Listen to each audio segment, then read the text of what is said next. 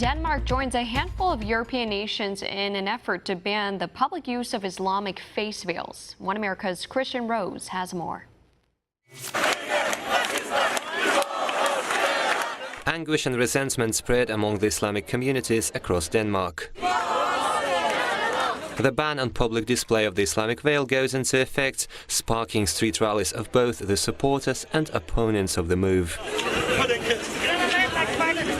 The Danish government decided to slap restrictions on political Islam last year after realizing the nation of 6 million people is being overrun by Islamic mass migration. While official figures suggest that 300,000 Danish Muslims make up only 6% of the country's population, the number of non-citizens and illegal immigrants is much greater. Well, we want to take a stand against political Islam, and we want to do this by banning the headscarf, the scarf where you have covered all of your face, so you're not able to see the other person's face. Danish immigration authorities found roughly 50% of legal immigrants come from Islamic countries. But EU's loose border controls and the rampant mass migration crisis threaten to make the Danish people a minority in their own country, a demographic shift just a generation away. We think that it's a core value in the Danish society and also in other Western society that you're able to see the person that you're talking to, and also we want to take a stand against the fundamentalist groups within the Danish society.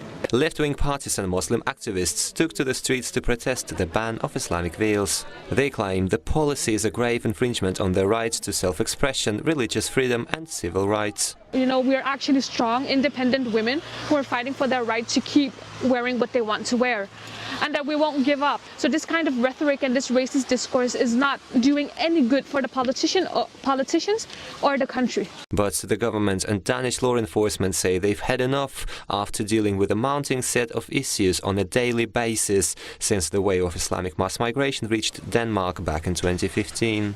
Official data suggests 10 out of 12 rapists in Denmark are Islamic migrants, while terror plots have mushroomed across the country in recent years. Let alone a massive surge in trade in illicit drugs and weapons, such as grenades, arriving with the migrants headed for Scandinavia along the infamous Balkan route. We are part of the Schengen agreement, so we have open borders, and Sweden and Norway, they have now control with their borders, and we would like, of course, to have that as well. In addition to the ban on Islamic veils, Denmark has reinforced its another important policy, the assimilation law. The new rules mandate immigrant children as young as 1 year old must take 30 hours a week of Danish values. Albeit it applies to children from all backgrounds, no matter whether their parents came from the United States or Afghanistan, the law was blasted as the ghetto package by Denmark's left.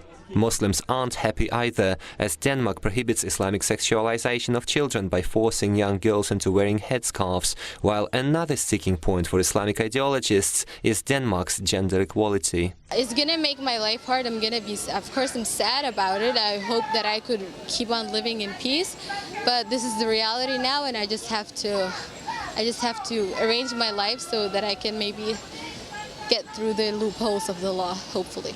Nonetheless, the globalist left has claimed the Burqa ban discriminates against women, despite women being brutalized, oppressed and beaten to death under the Sharia law for violating its demented morality code. For example, Iranian women traveling to this year's football championship in Russia abandoned their Islamic veils once passing immigration in Russia's airports. And Denmark unequivocally said no more appeasement to the corrosive Islamic norms, degrading and perverting the very basic forms of social life all across Europe. I think you should have the opportunity to look your people in the eye and see each other's faces, because there is so much going on in your non-verbal expressions. Denmark is not the first European country to ban the Islamic veil, following the example of France and Austria.